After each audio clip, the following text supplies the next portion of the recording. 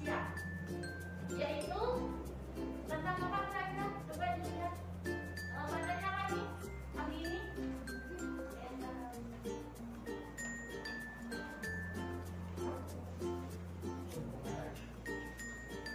katanya apa? Yaitu golongan darah. Tentang golongan darah pada manusia. Ya. Siapa yang sudah tahu golongan darahnya? Tunjuk jari yang sudah tahu golongan darahnya. Ya, Mbak Tina, golongan darahnya apa? Oh, ya. Kemudian Mbak, siapa namanya Mbak? Rahma. Mbak Rahma, golongan darahnya apa? A. Ya. Jadi, ini kelihatan nggak? Aku nggak kelihatan. Ya, udah. Udah ngerti ya? Jadi golongan darahnya sudah ada yang tahu, ada yang belum, ya karena yang sudah tahu itu sudah pernah tes golongan darah gitu ya.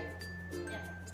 Nah, untuk kali ini kita akan mempelajari tentang sistem penggolongan darah. Ya. Untuk lebih tahu banyak ya, nanti saya berikan video yang harus kamu simak. Jadi tujuan pelajaran pada pertemuan kali ini adalah untuk memahami tentang sistem penggolongan darah, khususnya golongan darah ABO dan sistem penggolongan darah resus. Ya. Selanjutnya silakan simak video yang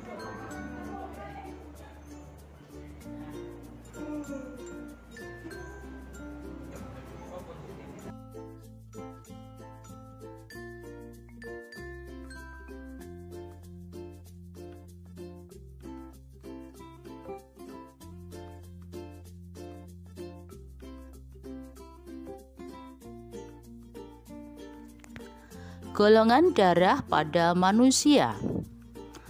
Golongan darah pada manusia dapat dikelompokkan berdasarkan beberapa golongan, yaitu golongan darah ABO, golongan darah resus, dan golongan darah MN.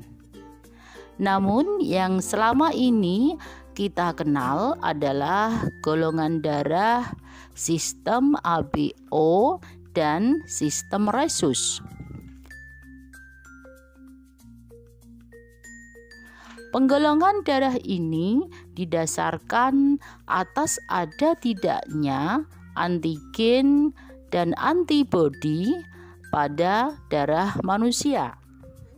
Yang pertama, golongan darah sistem ABO.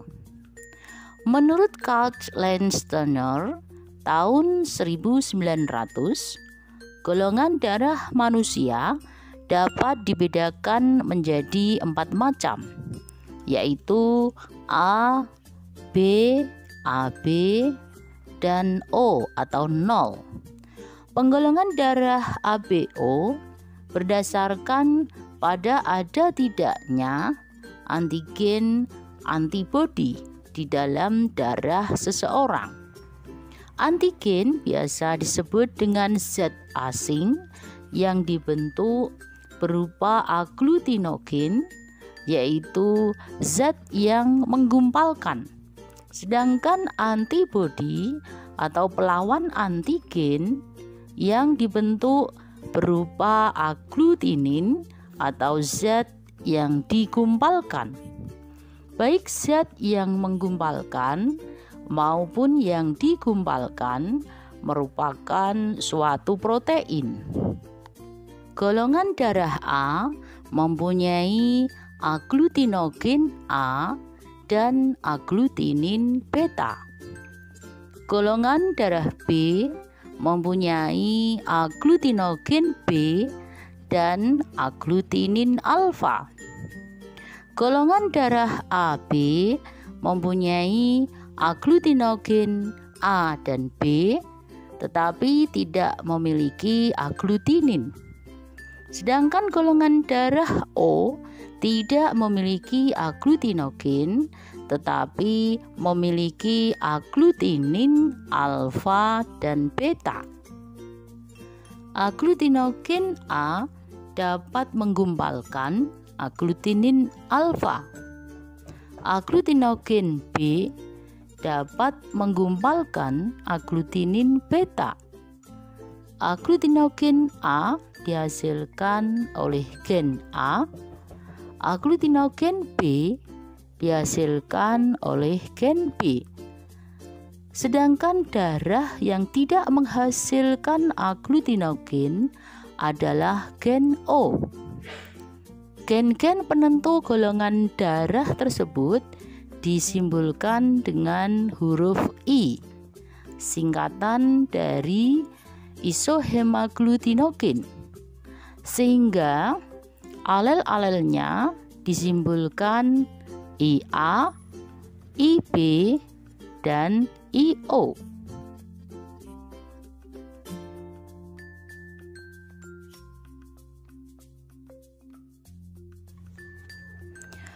Berikutnya, yang kedua adalah golongan darah dengan sistem rhesus.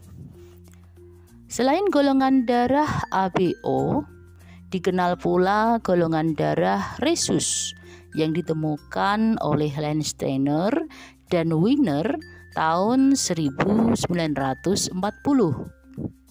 Golongan darah ini pertama kali ditemukan di dalam eritrosit monyet rhesus atau Macaca mulatta. Orang yang mempunyai antigen RH di permukaan eritrositnya digolongkan rhesus positif. Tubuh orang yang bergolongan darah rhesus positif atau RH+ tidak dapat membentuk antibodi yang melawan antigen RH.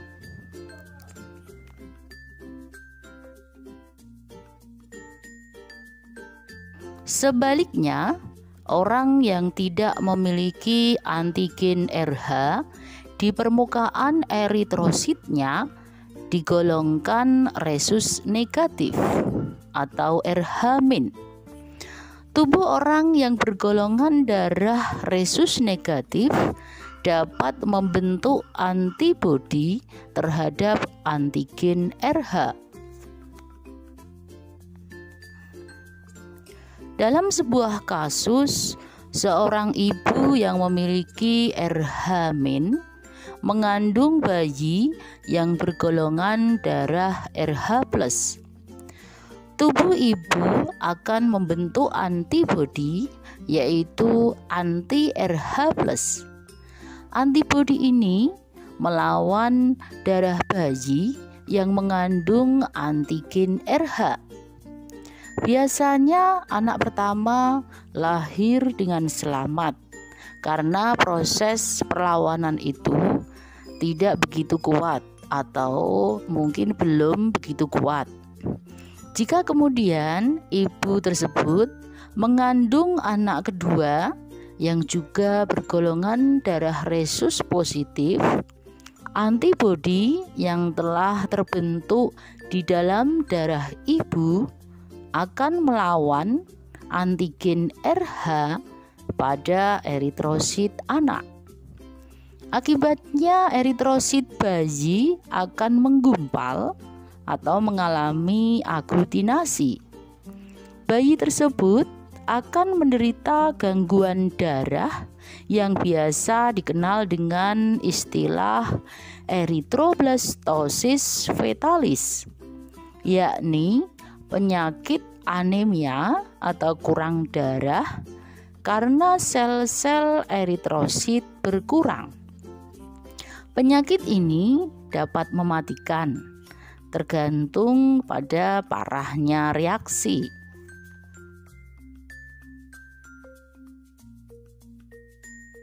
Kalian sudah memperhatikan video yang sudah saya tampilkan.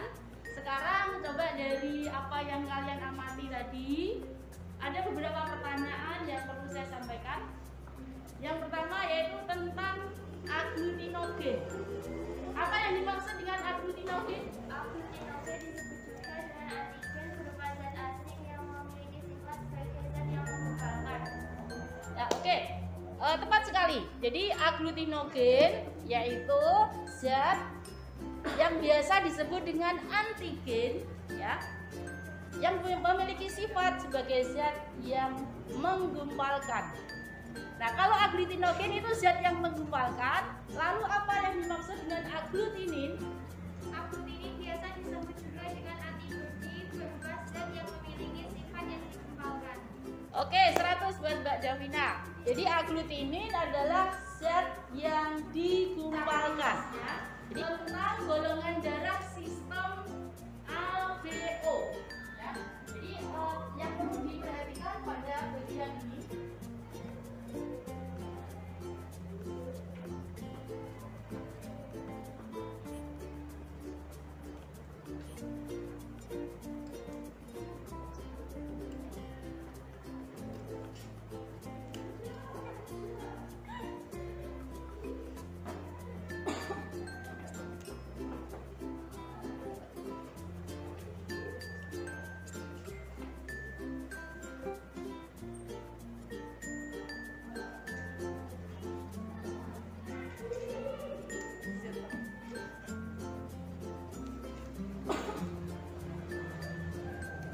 Nah, sekarang kita menekankan pada faktor yang diwariskan, ya.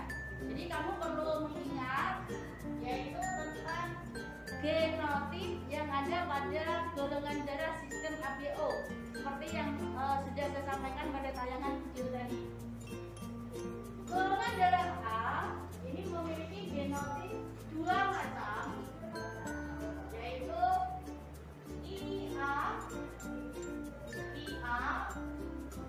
dan IO, ya. Jadi IA ini untuk yang homozigot, sedangkan IO ini untuk yang heterozigot. Kemudian golongan darah B, IB, ya. Kemudian IBIO. IB homozigot, IBIO heterozigot. Untuk golongan darah AB itu tidak ada yang homozigot, ya. Adanya adalah heterozigot. IAIB, ya. Sedangkan untuk golongan darah O ini hanya ada homozigot. Jadi tidak ada yang heterozigot. Nah, kemudian dari sini dari pernikahan kedua orang tua, misalnya ayah golongan darahnya A, ibu golongan darahnya B, mungkinkah anak-anaknya ada yang bergolongan darah O? Silahkan, ada yang bisa jawab? Ya, Mbak siapa namanya? Ya, Mbak Rosa, silakan. Apa? Mungkin nggak? Jika ayah dan ibunya keduanya heterozigot. Mungkin apa tidak? Mungkin. Jawabannya mungkin, betul. Alasannya apa? Jika ayah dan ibunya keduanya heterozigot. Iya, betul sekali. Jadi jika ayah dan ibunya adalah heterozigot, ya, maka anak yang dilahirkan ada kemungkinan yang bergolongan darah O, gitu ya. Sekarang kita buktikan, nanti kamu yang mengerjakan. Ya. Ini kita singkat P, ya. P itu dari kata parental. Ayahnya bergolongan darah A heterozigot, ya. Ibunya bergolongan darah B heterozigot, gitu. Nah, coba sekarang kalian kerjakan terlebih dahulu.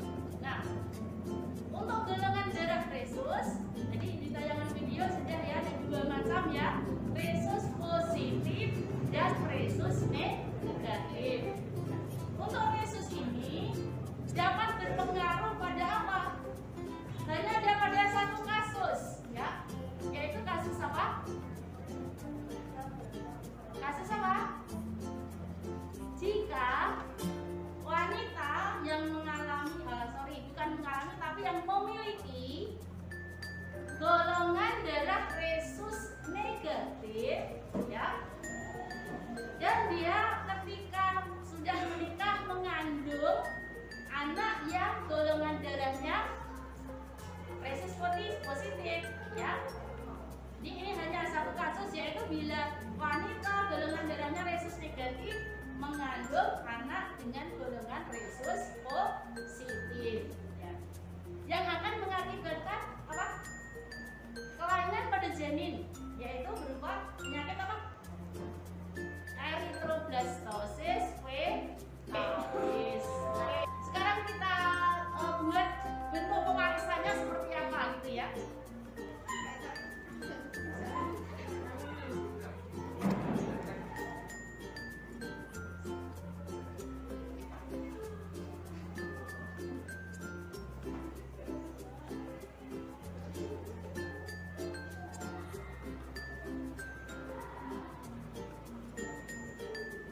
Ibu yang resusnya negatif, ini simbol genotipnya R berarti R-artin, ya, untuk resus negatif. Sedangkan ayah yang resus positif, ini genotipnya RH, R-nya ini R besar ya ini ya, yang ini kecil. Nah, catatannya di sini ya, resusnya yang positif adalah heterozigot, ya. Jadi kalau di sini positifnya, resus positifnya tidak heterozigot, tidak akan melahirkan anak yang bergolongan darah resus positif, ya. Kalau si ayahnya homozigot, nah dapat melahirkan anak yang bergolongan darah resus negatif jika ayahnya ini genotipnya heterozigot, ya, dan ibunya resus negatif. Yang mana yang resus negatifnya? Ini terbukti ya, ini sama ini, ya. Ini resus negatif dan ada resus positif juga. Jadi dari pernikahan ayah yang resus positif heterozigot dan ibu yang resus negatif, kemungkinan anak-anaknya ya, di sini yang resus positif 50% dan resus negatif 5. Sampai pada akhir pelajaran ya, ini dapat kita simpulkan bahwa manfaat kita mempelajari sistem penggolongan darah, yaitu yang pertama untuk sistem golongan darah ABO, ini kita dapat tahu berhubungan dengan apa, transfusi darah. Kemudian juga kita tahu faktor yang diwariskan dari orang tua kepada anaknya. Ya. Sedangkan untuk sistem resus tadi hanya ada satu kasus tadi ya.